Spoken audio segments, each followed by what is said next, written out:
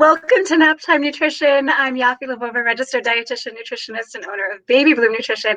And with me today is my friend and colleague, Emmy Howard, the birth wizard. And she's a doula in the Phoenix area, but now also out of necessity doing virtual as well. So hi, Emmy. Thanks for joining me. Oh, I'm so excited to be here. I'm so excited. Yeah. So first I want to start, we're gonna you didn't know this was happening. Anyway, I want to start by saying that I don't know what day of quarantine this is. I refuse to count because counting the days of quarantine is like putting tick marks on the wall of your jail cell. And I don't want tick marks on the pit that you fell into is more of what it's like than a jail cell, at least. Right. So I want to start by sharing with our viewers / listeners, I am not okay. Today, I just want to create that space. So in case anyone else is faking it as hard as I am, I'm here with you and I'm not okay. And I've been doing my Calm app and I'm looking into doing Headspace and some other stuff. And so anything that viewers or listeners have, you want to throw some comments, throw it in with a review, because now I've got one review going on now. So put a review up and tell me ways that you cope with anxiety. And this is going to come up again later in this topic about kickstarting labor. But I'm just really happy that my friend Emmy is joining me today, because this is going to be a fun conversation and we need some fun.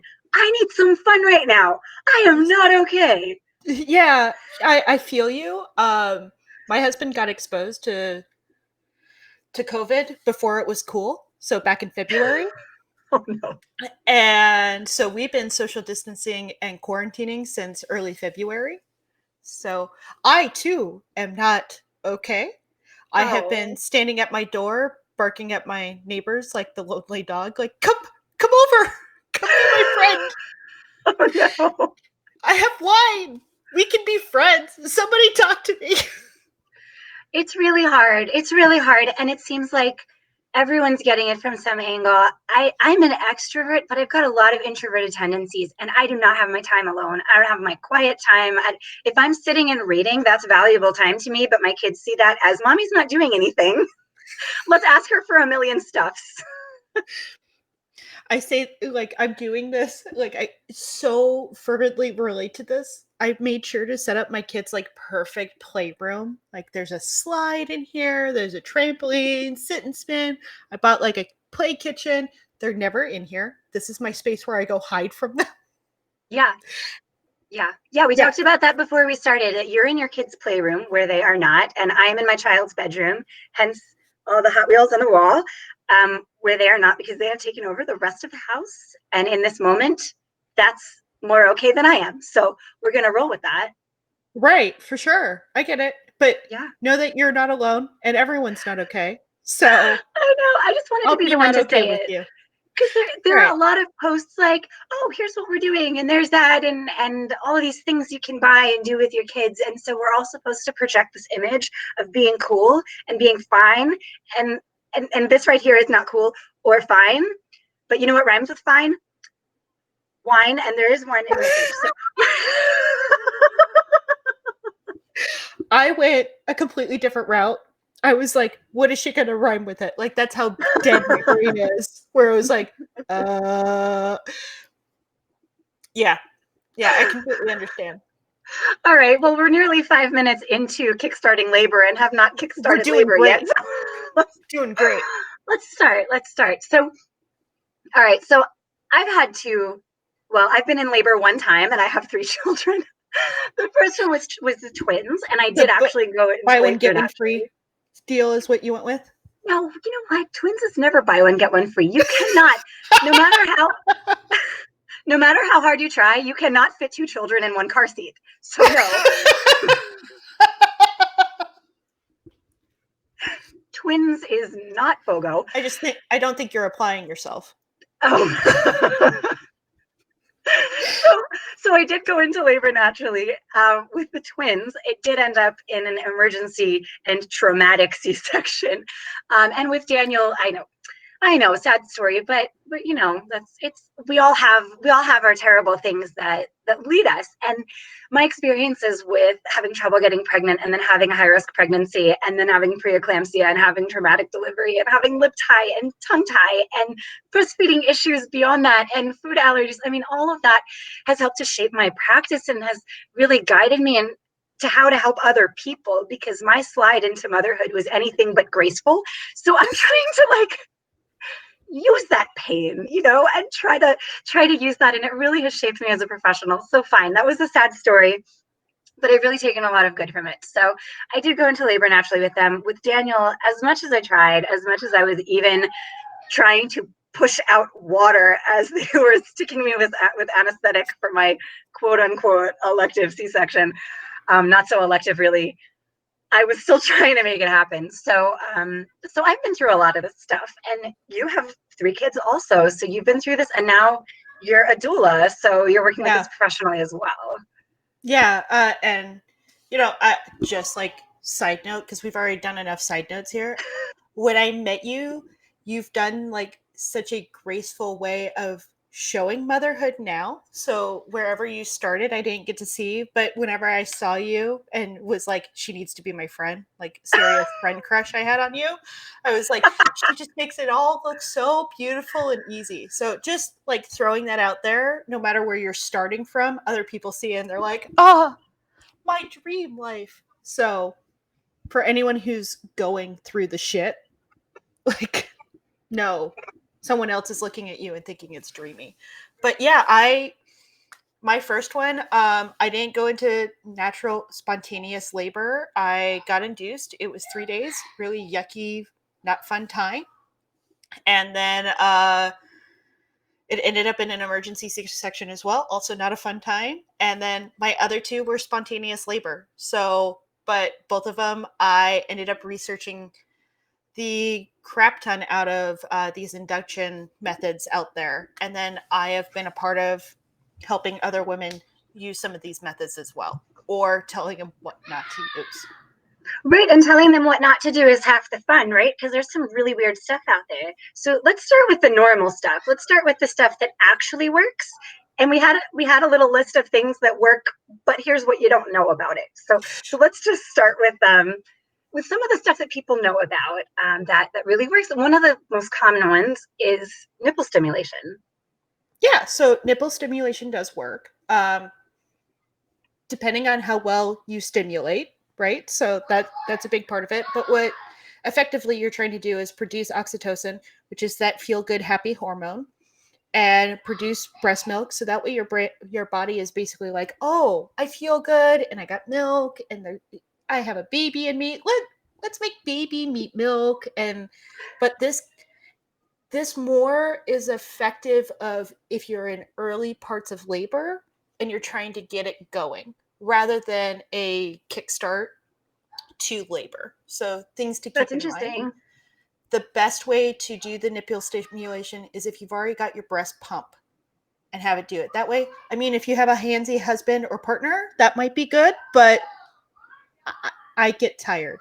So, Yeah, I hear that. And also, this also comes up in conversations when you're breastfeeding through a pregnancy. And sometimes people will tell you that you can't breastfeed through a pregnancy because it will stimulate labor. So it's important to mention that if you're breastfeeding through a pregnancy and it does start labor, it's because you were supposed to start labor. You were ready to go yes. into labor at that time. And aside from very specific high risk pregnancies where you definitely want to have this conversation with your doctor, things like nipple stimulation are only going to work if your body's ready to push out a baby. 100%. Being someone who breastfed through 2 pregnancies and both times went into labor at 41 weeks. So, like, I kept breastfeeding hoping that it would come out a little bit faster than 41 weeks. So, just don't hold your breath on that one. Like, just say, like, yeah. But it is, yes, you should consult a doctor. And yes, it really is about your body and a lot of it being your mindset ready for labor and for baby.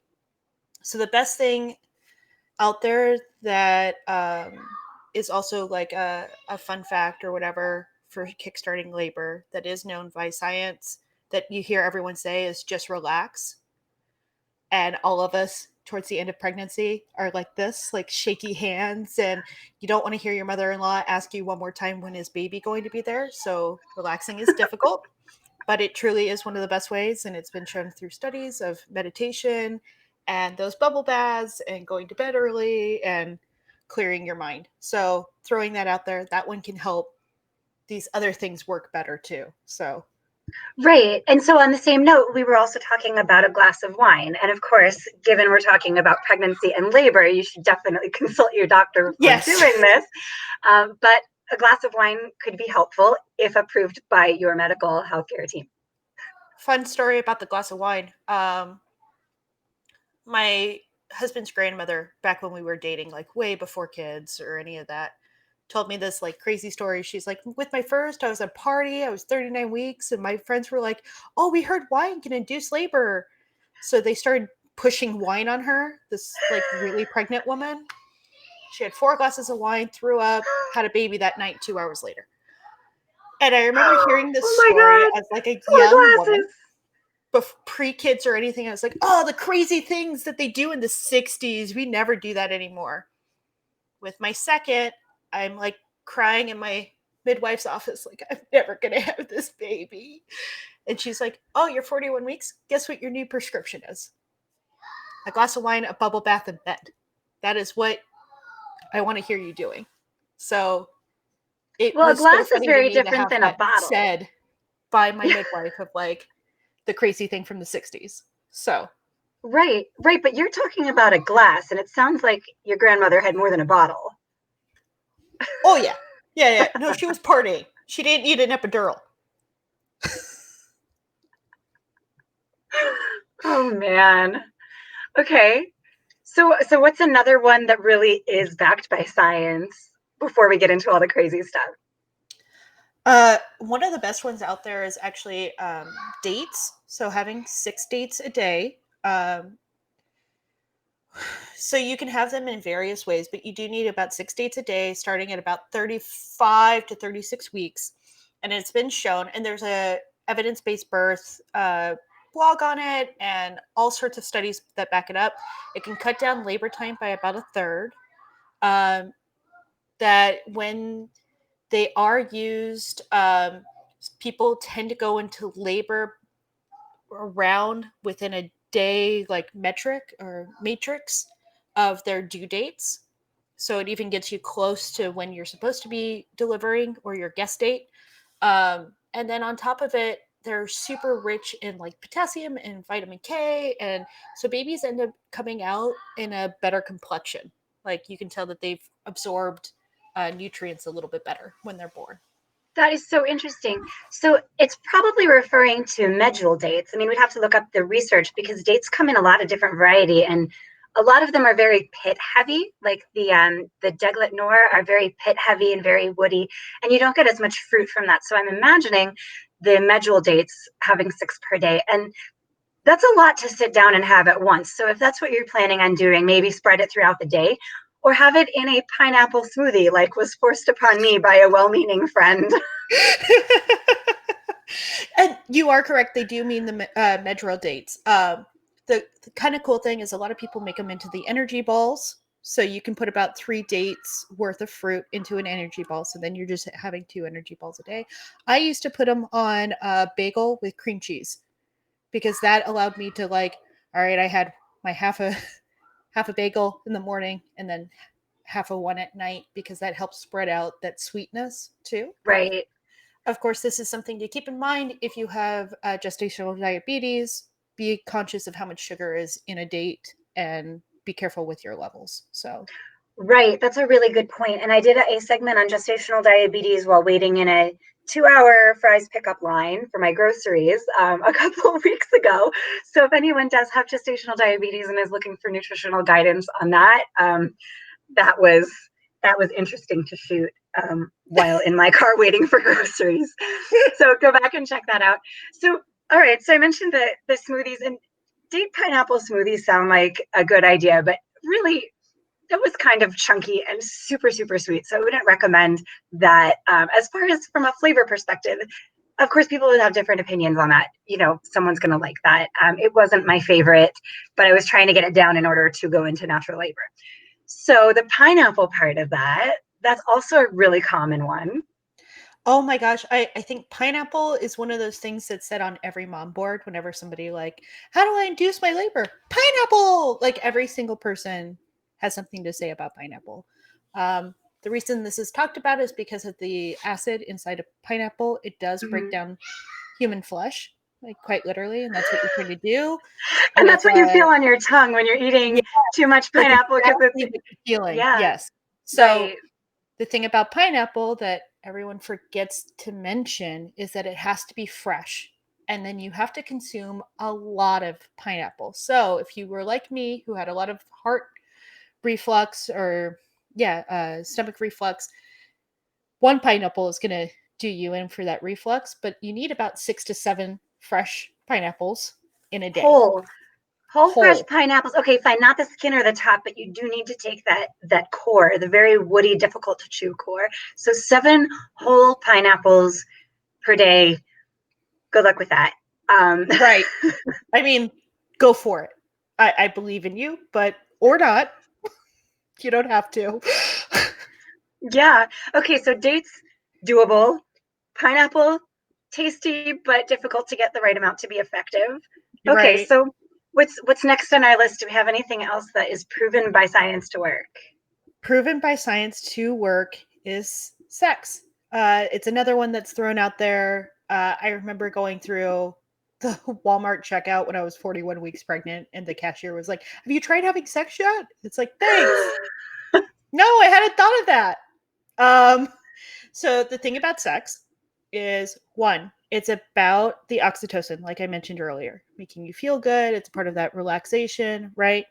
Um, but you also need a partner with sperm because the sperm is what's actually starting to break down again that cervix and the membrane in there. So the thing that we forget to mention in there is all right, so you already need a male partner or at least one who has sperm. And then on top of it, you both need to orgasm. So, good luck. And then lastly, they need to have put about 6 gallons worth of sperm in you for it to actually do its job. Because essentially the same stuff that's used to induce medically called Cervidil is the same chemical inside of sperm, but it's concentrated. So yeah, that's that's the spiel on sperm and induction and sex. So sex is not necessarily a bad idea because you do get that oxytocin rush, and having a climax is not usually a bad idea in general. No. But as far as being effective for stimulating labor, there are a lot of gatekeepers there. There are a lot of things that have to happen in order for it to be scientifically based effective for kickstarting labor. Correct. And then let's not even put in there like the gatekeepers of you being tired and pregnant and, it might be hot out or you already have kids running around and the expectation is to get 6 gallons of sperm in you. So, yeah. Yeah. Well, maybe the fact that that expectation is just so outlandish will help people to relax and, you know, yeah, I don't know if anyone's really having sex just for fun at that point. I mean, Right. with the twins, I was so big. It was so uncomfortable. Yeah, exactly. And that becomes a big part of it too is like, cool. So now we've gotten to this place. Now, how do I even get comfortable to accomplish this? Like, Yeah, because that's a huge part of an orgasm. Like you have to be yeah. comfortable and you have to be in the right headspace and like yeah. So go for it. If is this the path you choose? I believe in you, but be aware that it might come with some pitfalls. Okay. Okay, so now let's talk about some of the fun things that people talk about. Yeah, of course, of What are course. some weird ones that you've heard? I have heard so of course every town has a secret restaurant with their secret recipe that like put somebody into labor. So actually here in the valley, there's 2 places that do an eggplant parmesan and also a balsamic vinaigrette that's supposed to put you into labor. Both of them are called like on their secret member like mama lasagna, and then the other one is like the mama salad. So there's going to be places out there that will like claim it. Another one is spicy food. You'll hear that one a lot. uh, you know, maybe, like, why not? I like spicy food, so it didn't work great for me. Maybe for the person who didn't consume a lot of it. But that also comes from that oxytocin point. So when your mouth is on fire, your brain starts to let out like feel good hormones, trying to let you know you're not actually on fire. And so that's where that one comes from. That's so Um, interesting. yeah. So that's why spicy foods work, but do. Um, and then another one that people talk about is bouncing on a ball. So like literally bouncing on your pregnancy ball. And also taking like a bumpy ride, like an ATV ride or an outdoorsy ride, trying to help literally knock out baby. It sounds really dangerous to get on an ATV at that stage of pregnancy, or maybe even any stage of pregnancy. It sounds kind of ill advised. Yeah, like I'll say with all of these, I'm here to support your choices, but would it be my choice? Yeah. I think at that point you'd have to own your own ATV because there's no company that's going to put you on an No. ATV. I No. mean, liability wise. No. Yeah, no. um yeah, so those are some of the weirder ones out there are these like places that claim that they can do it. One of the more common ones though that might feel foreign to some is acupuncture. Um it again is about promoting that relaxation, but it also brings in those trigger points, and that one's known to be backed up by science, but it might feel foreign to you. So that one's thrown out there as a weird one, even though there's Right. thousands of years of practice on that one. So Right. And it's interesting specifically with acupuncture, it really does have a lot of evidence for anxiety, for insomnia, for a lot of different reasons. But coming back to you have to be comfortable in order to go into labor. And so if this is too foreign for you and you're uncomfortable, then it's probably not going to work because of that mental block. So yeah, if you're thinking of getting into acupuncture, it might be good to do that earlier in pregnancy or before pregnancy so that if you are using it to get I mean, that requires a lot of yeah, forethought. But if you're using it to go into labor, then at that point it's more comfortable. Maybe you have a comfortable relationship with the person who's doing the acupuncture. yeah. One of the more dangerous ones out there that is suggested, and I would highly recommend speaking to a doctor before taking anyone's advice on it, is castor oil. So castor oil is something that can be put into a shake, or you can consume it just straight. But basically, it causes severe diarrhea and dehydration, which can start contractions and kick up the uterus. Again, Sounds like it's a not. fun party. Oh boy. Yeah. It's up there with the bottle of wine, but way less fun to clean up. Oh, no. Yeah, so it's something to be aware of. It will be suggested. It's something I would highly recommend speaking to your provider about. But yeah, it can be one that can be used as well. Okay.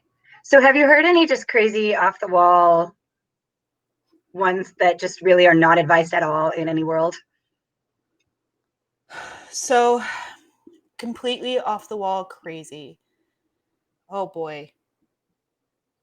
So I think probably one of the oddest ones I've heard is things like it depends on how spiritual you are too. A lot of people have talked about like just speaking to your baby, and like really letting them know like, okay, today's the day, like, and that's all you do all day is keep talking to your kid. um I've heard things like the going on a roller coaster. I've heard Oh.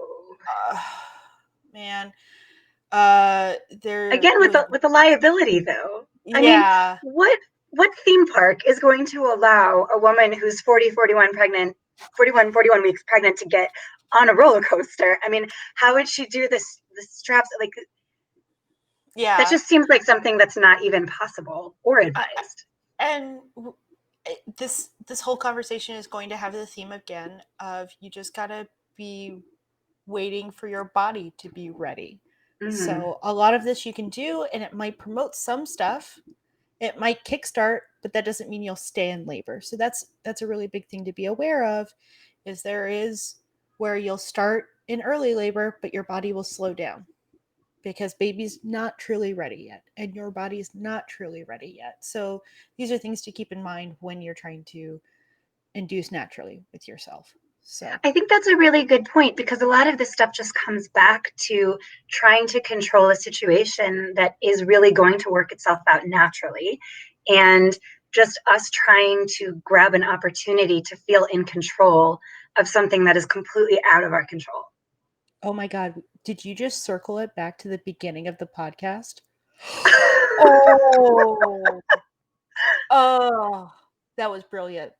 Purely an accident, purely. Right, but it is true. Like so much of pregnancy, I believe, is about teaching you as an individual that you cannot control anything.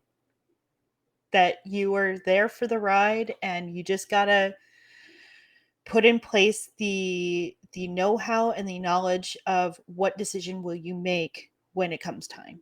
And that's with parenting, right? I feel like it's a Right. snapshot of the kind of parent you're going to be and prepare your heart for the journey ahead. So that you're not in control, but you can make the best choices while you can. Oh man, Emmy, you just got so deep on that one. Ho ho. But it's really true in parenting. Like you make the best parent before you have kids because that's when you Yes. know everything. And Oh, of then once course. you're right, once you're pregnant and once you have a kid, that's when you start to learn exactly how much is out of your control. About how I have twins, they look different. They have different personalities and different interests, and they need different parenting techniques. And so that's just proof that none of that was in my control because they grew in the same area. They were birthed in the same room. They grew up sleeping in the same room and turned out to be so different. We don't have as much control over pregnancy, over labor, and over our kids and how they turn out as much as we would like to believe. And I think that's Yeah. a really difficult pill to swallow.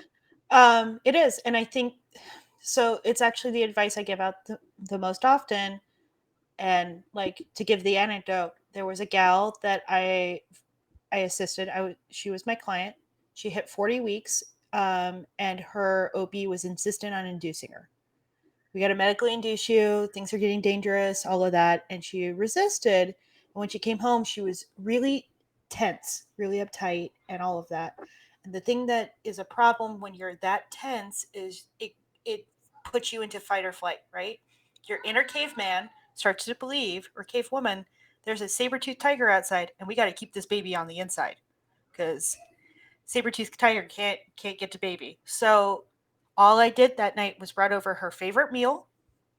We did some massage. We did some time where she got to sit in quiet with some music, and we did some curb walking, which is a way to like um, it's squats essentially. I made her do a bunch of squats, brought her home, and tucked her into bed. And I was like, I expect to be here tomorrow morning when you're in labor. And that's exactly what happened because she finally let go of that tension of the expectation of when she had to go into labor. And that's truly what brought it on. That letting go of thinking that she had any sort of control in it or anyone else had control over her body. Oh man. But it's a beautiful story and it's so wonderful that she had you there for it. And I did not Oh, think that this thanks. was gonna get so like emotional. Yeah. Well, okay. I think that's a good place to leave it with us reflecting on quarantine and like the things are much like in labor and in parenting and life in general, things are not in our control. And the better we will be better off if we can find some space for ourselves to relax. And that might look different to different people. And so whether you are trying to get into labor or you're just trying to survive this time This period I'm personally using the bubble breathing thing, the Calm app. That's really It's the nice. best. Yeah. Yeah, Yeah. I just did that today for the first time, and it was a really great tool. So I think that would also be good if I was trying to get into labor. When I went into labor with my twins, I was not trying. I was 36 and a half weeks. And while I was past the 35-week mark, I was almost at that 37-week mark, which is quote unquote full term for twins. That's a whole other story. Yeah. Yeah. I ordered half of the dessert off of an entire menu at a restaurant with a friend of mine. And I opened a fortune cookie that said, unexpected blessings to arrive tomorrow. Sure enough, they did. So that's my funny story. And then with Daniel, I tried to swing dance him out. There's a great video. Didn't work, but yeah. Yeah. I completely understand.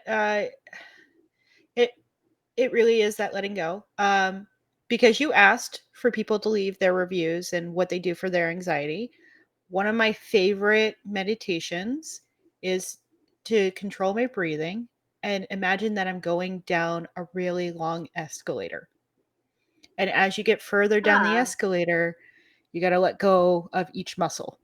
So just throwing that out there. That way you literally imagine yourself like going down and just letting go. That's a nice meditation. So, that's nice because then I could also pretend I was at the mall. yeah. I'm just kidding. The mall is not actually my favorite place, but it seems nice to be out of the house for a minute. So Do that then. That's it. Kick the kids out. I know, right? So where can people find you? I am everywhere as Birth Wizard. I am on Twitter, Tumblr, TikTok, Facebook, Instagram. You name it, I'm there, and I'm as Birth Wizard. I'm always open to talk. I'm a doula that specializes in VBAC and then birth trauma. So VBAC being a vaginal birth after cesarean, or even birth trauma. You know, people have yucky experiences and they have to process them, and then they're put on top of it. They're about to have another baby and maybe walk into the same battlefield. So that's what I specialize in. So find me everywhere as Birth Wizard and then birthwizard.com.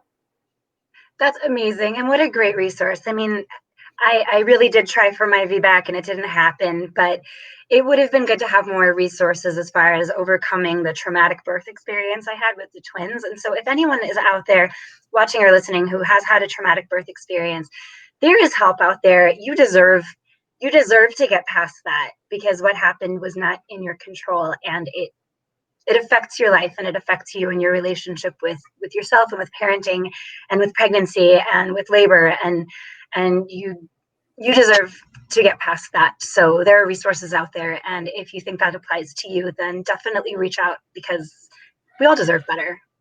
Yeah, of course. And I am so much in the camp of birth is not about it coming out of your vagina.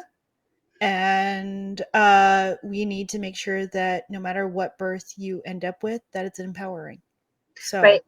that is what I'm here to do, is make sure that you know the resources so you can have that moment of like, hell yeah. That's amazing. All right. Well, let's end it there with a hell yeah. Hell yeah. All right. You Thank got you this. for watching. We're all going to be okay. We're all going to be okay. I'm going to say those words and maybe I will feel it tomorrow. Right. Yeah. So we will all be okay. Thank you for watching and listening. And Emmy, thank you so much for joining me. This is super fun. I needed it.